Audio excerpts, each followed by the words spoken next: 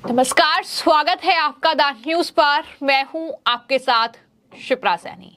लोकसभा चुनाव के लिए सियासी पिच तैयार हो चुकी है। चुनाव की तारीखों का ऐलान का इंतजार हो रहा है। तमाम राजनीतिक दल अपनी चुनावी रणनीति बनाने में जुटे हुए हैं, लेकिन इन सब के बीच चुनावी रणनीतिकार प्रशांत किशोर का बड़ा बयान सामने आया है। प्रशांत किशोर ने विपक्ष और खास तौर पर राहुल गांधी को आईना दिखाते हुए ये साफ तौर पर कहा कि पीएम मोदी भारत को $5 ट्रिलियन इकोनॉमी बनाने की बात कर रहे हैं और राहुल गांधी भारत में जाति जनगणना की बात कर रहे हैं।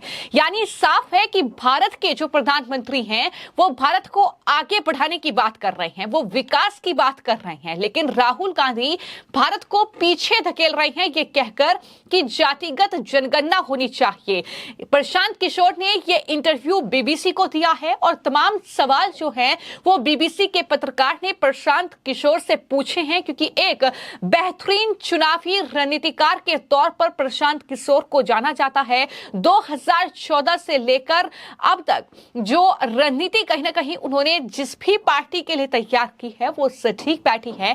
तो ऐसे में प्रशांत किशोर जो कि चुनावी रणनीतिकार हैं, उनकी तरफ से ये बड़ा बयान दिया गया है और कहा गया है कि मोदी $5 ट्रिलियन की अर्थव्यवस्था की बात कर रहे हैं, भारत को आगे ले जाना चाहते हैं, प्रगतिशील विचार प्रक्रिया, बड़े बड़े फैसलों की बात प्रधानमंत्री कर रहे हैं, जबकि राहुल गांधी जाति जनगणना के मुद्दे पर बात कर रहे हैं। उन्होंने साथ ही ये भी कहा कि मोदी दूरदर्शी देख रहे हैं, जबकि राहुल गांधी प्रतिगामी और पिछड़ी सोच वाले लगातार नजर आ रहे हैं। जिस तरीके से वो ये कह रहे हैं कि जातिगत जनगणना होनी चाहिए। प्रशांत किशोर ने यह साफ तौर पर कहा कि जाति सर्वेक्षण यूपीए के तहत हुआ था, आपने आंकड़े जारी क्यों नहीं किए? जब आपकी सरकार थी आपने जातिगत जनगणना करवाई, लेकिन आंकड़े जारी क्यों नहीं किए? लेकिन ये इतने बड़े चुनाव का केंद्रीय आख्यान नहीं हो सकता। मैं असहमत हूं, ये प्रशांत किशोर का बड़ा बयान सामने आया है। तो कुल मिलाकर प्रशांत किशोर ने राहुल गांधी और पूरे विपक्ष को आईना दिखाने का काम किया है एक तरीके से। चूंकि बीबीसी के पत्रकार ने कई सवाल उनसे पूछे थे, उनसे यह भी पूछा था कि विपक्ष की रणनीति आपको 2024 लोकसभा चुनाव को लेकर कैसी नजर आ रही है। तो प्रशांत किशोर ने यह साफ तौर पर कहा कि बीजेपी ये बखूबी तरीके से जानती थी और समझती थी कि 2024 के मई में लोकसभा का चुनाव होना है, इसलिए लगभग 3 से 4 साल पहले ही यह रणनीति तैयार की गई होगी कि राम मंदिर का उद्घाटन जो है वो चुनाव से लगभग 3 महीने पहले होना है। तैयारियां उस हिसाब से हुई होंगी, जो मंदिर के निर्माण का काम है वो उस हिसाब से किया गया होगा। प्रधानमंत्री नरेंद्र मोदी और तमाम बीजेपी के नेताओं ने यह आकलन लगाया होगा। लेकिन दूसरी तरफ अगर विपक्ष को देखें तो विपक्ष की क्या तैयारियां थी? विपक्ष ने एक गठबंधन बनाया और वो भी चुनाव से कुछ दिन पहले। अब विपक्ष सीट शेयरिंग का फॉर्मूला नहीं निकाल पा रहा है, ये भी प्रशांत किशोर ने सवाल पूछा है और ये कहा है कि अगर विपक्ष भी इस तरह की स्ट्रेटजी तैयार कर लेता, अगर विपक्ष भी ये समझ लेता कि उन्हें अगर एक साथ आना ही है तो 2 से 3 साल पहले वो एक साथ आ गए होते। इंडी अलायंस के बारे में लोग ज्यादा जानते, तमाम सीट शेयरिंग से लेकर तमाम बातें पहले हो चुकी होती और आज लोगों के बीच ये मैसेज चला जाता कि कौन से लोकसभा क्षेत्र से विपक्ष का कौन सा कैंडिडेट चुनावी मैदान में उतर रहा है। तो प्रशांत किशोर ने साफ तौर पर विपक्ष और खास तौर पर कांग्रेस पार्टी की रणनीति पर बड़ा सवाल उठाया है और उन्होंने इस दौरान ये भी कहा कि इस लोकसभा चुनाव को डू और डाई कहना ये विपक्ष की सबसे बड़ी राजनीतिक भूल है। बीजेपी ये कह रही है डू और डाई, लेकिन विपक्ष का भी ये मान लेना कि हाँ ये डू और डाई वाली सिचुएशन है तो ये कहीं ना कहीं विपक्ष के लिए ही हानिकारक होगा, ये विपक्ष को ही नुकसान पहुंचाएगा। ये साफ तौर पर प्रशांत किशोर ने कहा है। उन्होंने कहा है कि बीजेपी अगर चुनाव भी जीतती है तो उसके बाद भी देश में विपक्ष रहेगा, उसके बाद भी तमाम मुद्दे रहेंगे। आप मुद्दों को उठा सकते हैं, लेकिन जिस तरह की राजनीति राहुल गांधी कर रहे हैं, जहां जहां वो पहुंच रहे हैं, वहां से कांग्रेस पार्टी खत्म होती दिख रही है। तो ये तमाम चीजें कहीं ना कहीं विपक्ष के लिए काफी नुकसानदायक हैं। ये साफ तौर पर प्रशांत किशोर ने कहा है। प्रशांत किशोर से सवाल पूछा गया था कि लोकसभा चुनाव में कुछ ही समय रह गया है, तब विपक्ष की तैयारियां कैसी हैं, विपक्ष कहां खड़ा है, विपक्ष की रणनीति आपको कैसी दिखती है।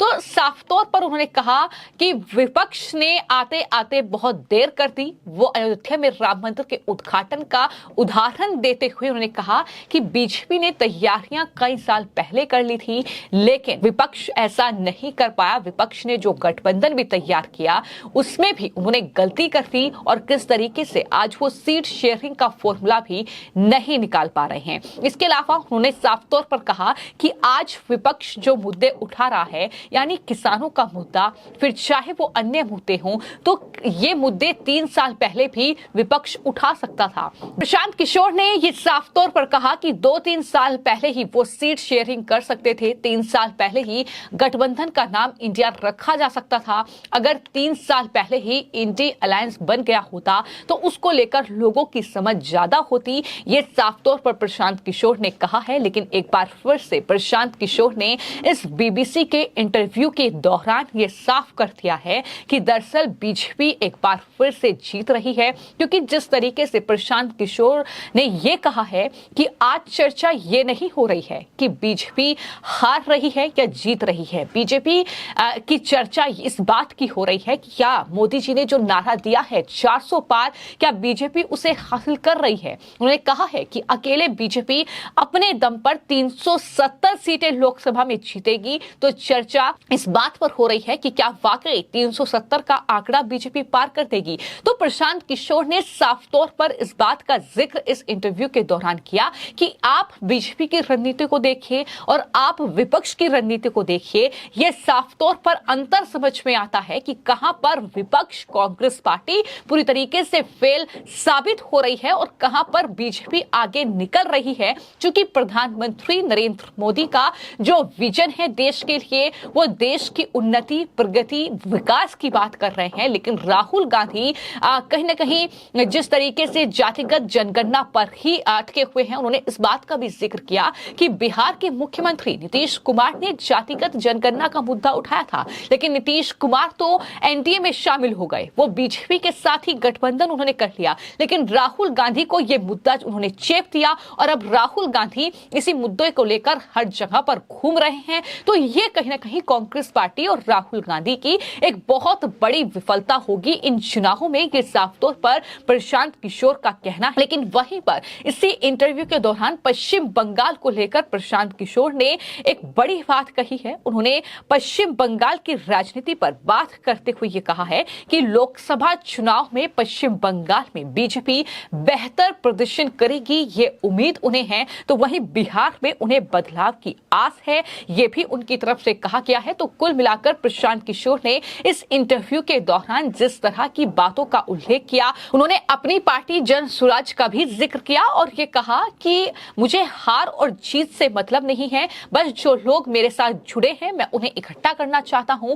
हालांकि आरोप उन पर इस दौरान ये भी लगाए गए कि आप बीजेपी की बी टीम हैं, लेकिन प्रशांत किशोर ने साफ तौर पर यह कहा कि मैं बीजेपी की बी टीम नहीं हूं। लेकिन साफ और स्पष्ट नजर आता है कि किस तरीके की स्ट्रेटजी प्रधानमंत्री नरेंद्र मोदी की देश के लिए है और राहुल गांधी किस तरीके से कहीं ना कहीं बात कर रहे हैं, किस तरीके से वो ये कह रहे हैं कि दरअसल जातिगत जनगणना होनी चाहिए, जो कि जाहिर तौर पर भारत को पीछे धकेलने वाली बात है। तो ये साफ तौर पर प्रशांत किशोर का एक बड़ा इंटरव्यू सामने आया है जिसमें कई बड़ी बातें प्रशांत किशोर ने कही है। लेकिन आपको इस पूरे इंटरव्यू को लेकर आपकी क्या राय है, हमें कमेंट बॉक्स में जरूर लिखें। धन्यवाद।